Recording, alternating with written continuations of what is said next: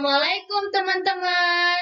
Di video kali ini kita akan membahas materi tentang ketimpangan sosial yang disusun oleh Amelia Dea, Angela Damayanti, Muhammad Nur Irfan, dan Yuda Widiasa.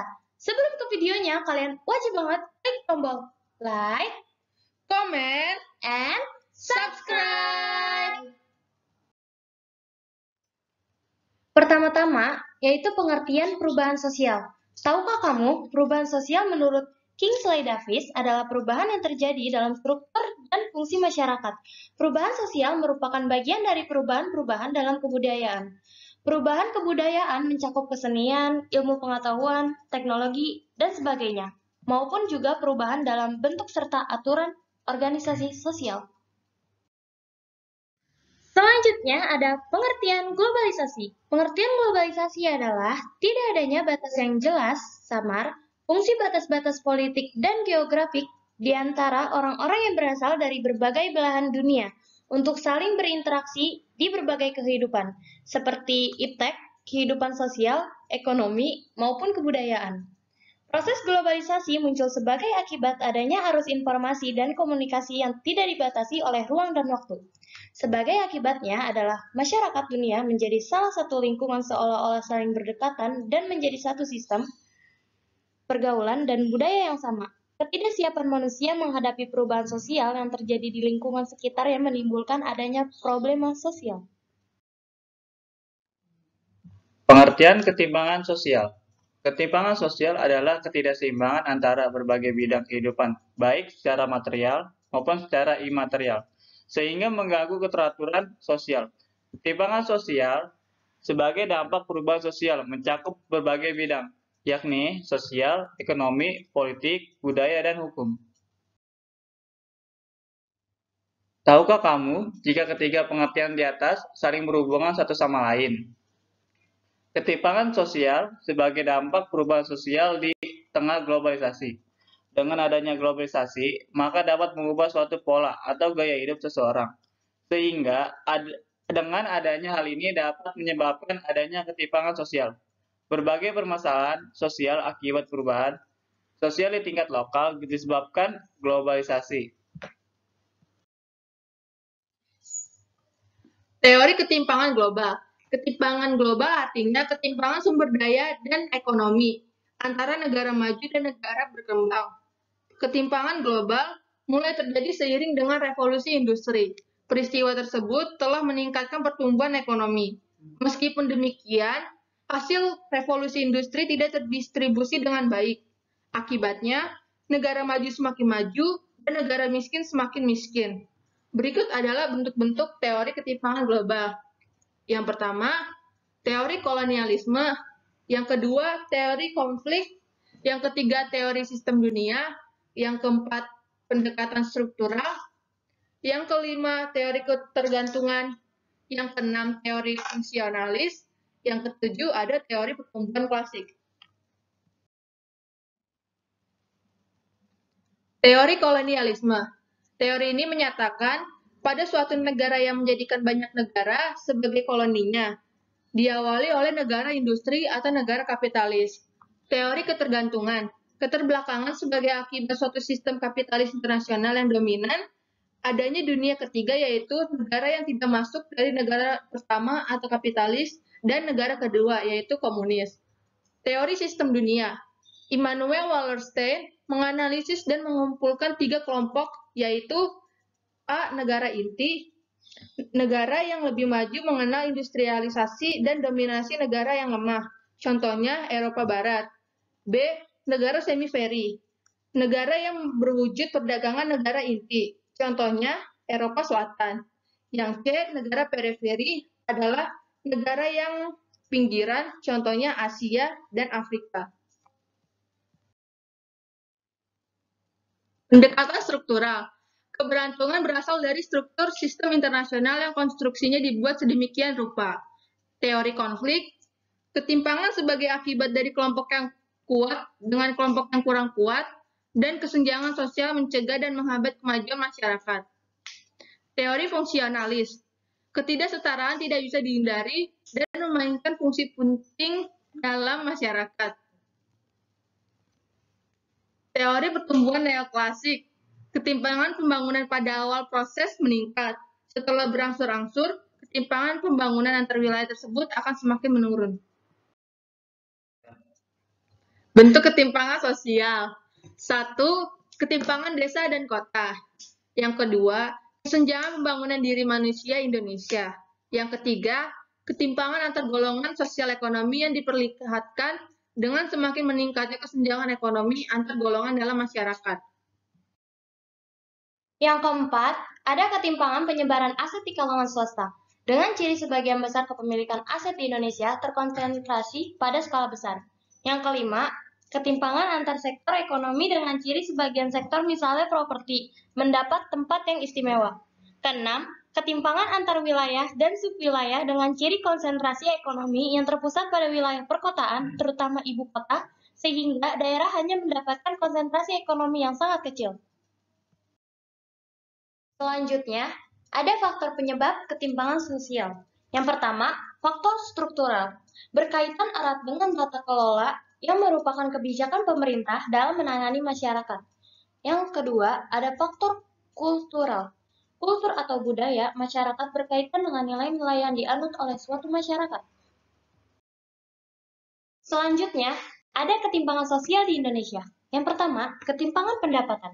Ketimpangan pendapatan adalah suatu konsep yang menjelaskan perbedaan kemakmuran, standar hidup, serta pendapatan yang diterima atau dihasilkan oleh individu atau rumah tangga dalam masyarakat, sehingga mengakibatkan tidak meratanya distribusi antar wilayah disebabkan oleh perbedaan faktor produksi dan sumber daya yang tersedia. Yang kedua, ada ketimpangan kesehatan. Indonesia termasuk dalam 10 negara di dunia yang memiliki kesenjangan terbesar antara kematian bayi baru lahir di keluarga mampu dan kurang mampu, dan kesenjangan antara daerah perkotaan dan pedesaan. Jika suatu masyarakat memiliki tingkat kesehatan yang baik, mereka akan dapat bekerja untuk mencapai tujuan kesejahteraan masyarakat. Yang ketiga, ada ketimpangan gender. Ketimpangan gender adalah kondisi di mana terdapat ketidaksetaraan antara laki-laki dan perempuan dalam kehidupan keluarga, bermasyarakat, berbangsa, dan bernegara. Di berbagai sektor kehidupan, banyak indikator menunjukkan perempuan tertinggal dibanding laki-laki dalam hal memperoleh kesempatan, peluang, serta hasil-hasil pembangunan. Yang keempat, ada ketimpangan pendidikan. Ketimpangan pendidikan adalah suatu kondisi di mana tidak meratanya sistem pendidikan di suatu wilayah dengan wilayah lainnya. Jika dibandingkan tingkat kelulusan SMP dan SMA, di daerah pedesaan dan perkotaan, pasti akan terlihat bahwa tingkat kelulusan di desa lebih rendah daripada tingkat kelulusan di kota.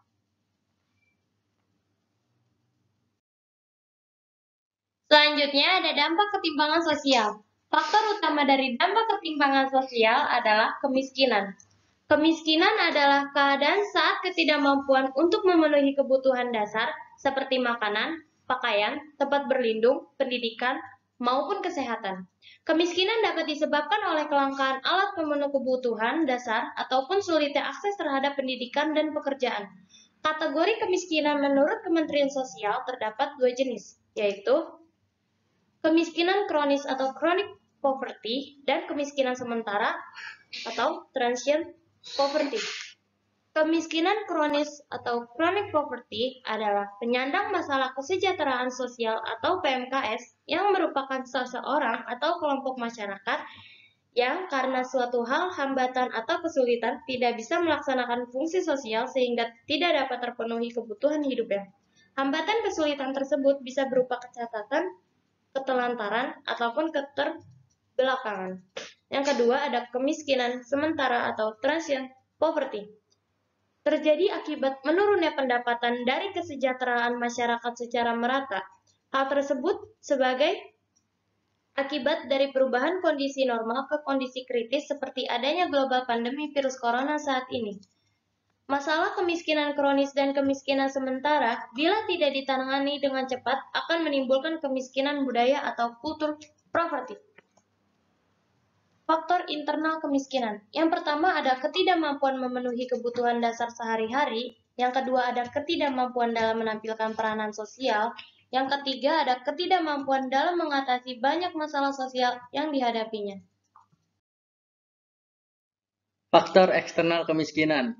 Yang pertama, kebijakan publik yang belum berpihak kepada penduduk miskin. Yang kedua, tidak tersedianya pelayanan sosial dasar. Yang ketiga, terbatasnya lapangan kerja. Yang keempat, belum terciptanya ekonomi kerakyatan. Yang kelima, pembangunan yang berorientasi kapitalis. 2. Keterlantaran. Pengabaian terhadap anak-anak dan orang lanjut usia. 3. Keterpencilan atau ketertinggalan. Banyak kelompok masyarakat yang belum terjangkau oleh proses pembangunan. 4. Primordialisme dan eksklusifme. Primordialisme itu membangkitkan prasangka atau permusuhan terhadap golongan atau kelompok lain. Eksklusifme merupakan paham yang mempunyai kecenderungan untuk memisahkan diri dari masyarakat. 5. Kemerosotan moral.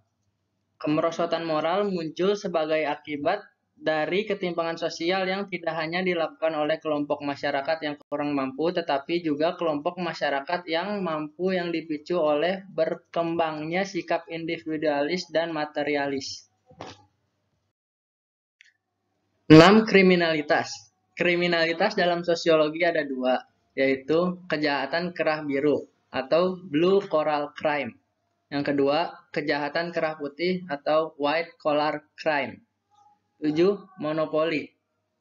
Monopoli adalah suatu penguasaan pasar yang dilakukan oleh seseorang atau perusahaan untuk menguasai penjualan produk barang dan jasa di pasar yang ditunjukkan kepada para pelanggannya.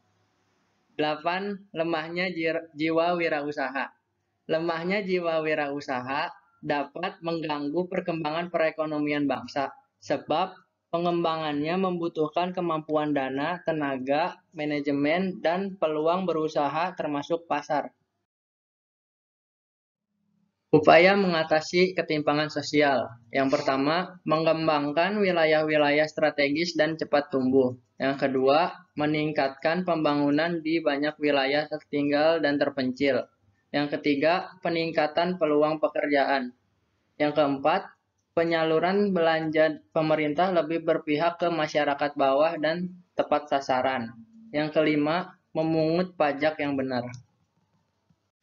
Berikut adalah video dokumentasi dari kelompok kami yang kami ambil di daerah TPA Sumur Batu, Bantar Gebang.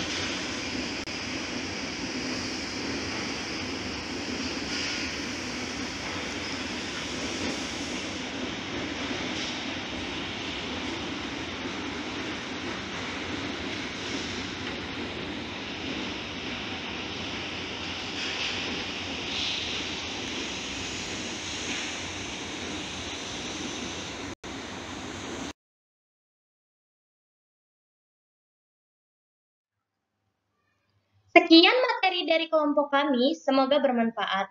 Kita ingetin lagi ya untuk jangan lupa like, comment, and subscribe agar dapat membantu penilaian kelompok ini dalam bidang studi sosiologi yang dibimbing oleh DRS Haji Widianingsih, MPD. Terima kasih. Assalamualaikum.